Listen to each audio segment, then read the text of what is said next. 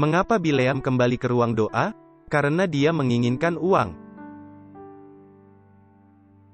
Anda tahu, terlalu sering kita seperti Bileam, bukan?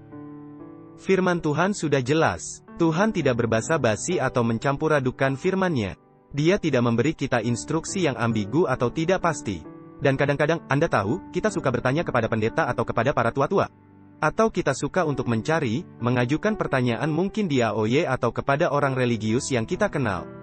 Bukan karena kita ingin tahu, tapi karena kita sudah tahu, tapi kita berharap jawabannya akan berbeda. Agar Tuhan akan mengabulkan keinginan hati kita. Tapi Anda tahu teman-teman, Tuhan tidak berbasa-basi atau mencampur-adukan firman-Nya. Dia sangat jelas. Dia akan berkata, jangan pergi ke sana, jangan lakukan ini, jangan ikuti orang banyak di sana. Dan Dia akan memberi kita instruksi yang jelas tentang apa yang harus dilakukan. Biar saya jelaskan, Tuhan berkata, jangan berkencan dengan gadis ini, dia bukan orang Advent. Aku punya seseorang yang lebih baik untukmu. Instruksinya sangat jelas. Jangan melanggar hari Sabat, aku memiliki pekerjaan yang lebih baik atau program studi untukmu. Aku akan membuka Laut Merah untukmu. Jangan khawatir, petunjuk Tuhan sangat jelas. Dia akan memberitahu kita bahwa Anda tidak perlu berbohong atau mencuri.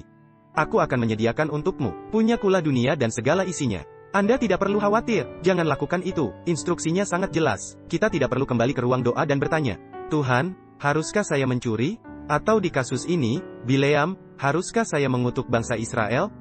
Tuhan haruskah? Instruksi Tuhan selalu jelas teman-teman. Dia tidak menghakimi kita berdasarkan jawaban yang tidak jelas atau ambigu. Dia tidak menjadi tidak adil untuk melakukan hal seperti itu, aku akan menghakimimu. Meskipun instruksiku tidak jelas, itu tidak adil, bukan? Jika Anda mengebut di jalan, dan 1 menit dikatakan 50 km per jam, dan kemudian 100 meter kemudian dikatakan 60 km per jam, dan 100 meter kemudian turun kembali ke 40 km per jam, pemerintah tidak bisa menghakimi kita pada sesuatu yang tidak jelas. Tetapi Tuhan tidak berubah. Dan Dia tidak berubah dengan jawabannya kepada Bileam. Tapi karena Bileam datang, Tuhan tahu hatinya. Bileam benar-benar ingin pergi, dia tidak mencari kehendak Tuhan untuk melakukannya. Dia ingin memilih apa yang dia sendiri ingin lakukan, dan kemudian dia datang kepada Tuhan untuk memintanya memberkati rencananya. Dan teman-teman, ada ribuan orang di luar sana yang seperti itu sekarang ini. Kita tidak akan kesulitan mengikuti Alkitab jika itu sejalan dengan keinginan dan kecenderungan kita sendiri. Jadi biasanya kita pergi ke ruang doa dengan sebuah permintaan, bukan dengan keinginan yang tulus, untuk benar-benar mengetahui apa kehendak Tuhan. Dan itulah yang terjadi dengan Bileam. Anda tahu teman-teman, saya ada orang-orang yang datang kepada saya sepanjang waktu dan bertanya. Sebenarnya mereka tidak bertanya, mereka hanya berkata, pendeta, saya ingin Anda berdoa untukku agar Tuhan memberkati ini. Dan Tuhan akan memberkati itu, dan Anda tahu, terkadang sulit untuk berdoa untuk hal-hal seperti itu. Jadi saya berdoa saja, Tuhan, biarlah kehendak-Mu yang jadi, karena saya tidak tahu latar belakang di baliknya.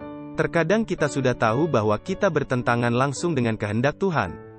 Jadi kita mencari seseorang yang kami anggap religius dan meminta mereka, tolong doakan saya seolah-olah doa mereka akan membalikkan tangan Tuhan. Supaya sekarang bekerja untuk kebaikan mereka karena ketidakjujuran mereka atau untuk ketidaksetiaan mereka.